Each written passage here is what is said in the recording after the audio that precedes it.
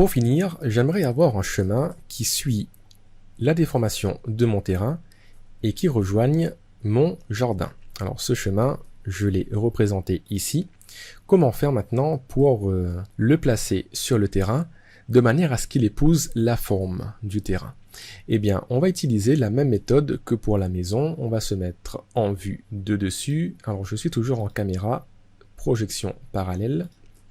Ce chemin, première étape, je vais le mettre plus haut que mon terrain, de manière à ce que lorsque je suis en vue de dessus, je puisse voir d'abord le chemin et en dessous le terrain. Donc voilà qui est fait. Je me mets en vue de dessus, je viens le positionner là où je souhaite qu'il soit projeté. Donc là, ça me paraît plutôt correct. Voilà.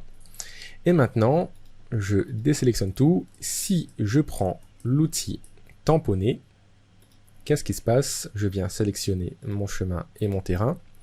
En fait, le terrain va se déformer de manière à me créer une surface horizontale. C'est ce qu'on a fait pour la maison. Mais là, ce n'est pas ce que je souhaite. Je souhaite conserver la déformation de mon terrain et juste projeter en fait la forme du chemin sur ce terrain. Et bien pour cela, nous avons le dernier outil, c'est l'outil projeter. Donc c'est le seul outil que nous n'avons pas vu au cours de cette formation et le moment est venu de l'utiliser. Donc je vais sélectionner projeter. Je souhaite projeter quoi? Eh bien mon chemin. Sur quoi? Sur mon terrain. Donc d'abord je sélectionne mon chemin et maintenant je sélectionne mon terrain. Et là j'ai la forme de mon chemin qui a été projetée sur mon terrain. Et vous voyez que mon terrain n'a pas du tout été déformé. Ce sont simplement ces contours qui sont venus se dessiner sur mon terrain. Alors là, si je vais dans affichage, géométrie cachée, donc on a en fait effectivement une superposition des différents segments. Si je souhaite appliquer un matériau à mon chemin, eh bien je dois le faire en décochant géométrie cachée. Là, si je vais dans mon terrain et que je sélectionne cette face, vous voyez en fait que j'ai bien mon chemin qui est sélectionné.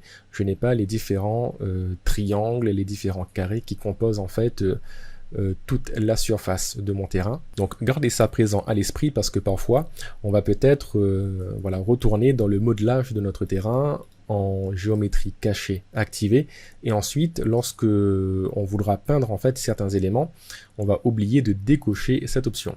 Donc pensez à le décocher lorsque vous souhaitez appliquer un matériau projeté.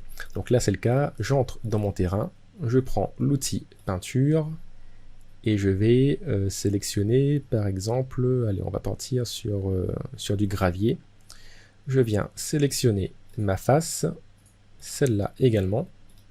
Et voilà mon chemin qui est dessiné sur mon terrain et qui rejoint la maison. Et idem, comme pour les courbes de niveau, ce tracé de chemin, je peux soit le supprimer, soit le conserver. Moi, je vais le masquer. Et on a terminé pour la création du terrain, le positionnement de la maison et le chemin qui a été projeté sur le terrain.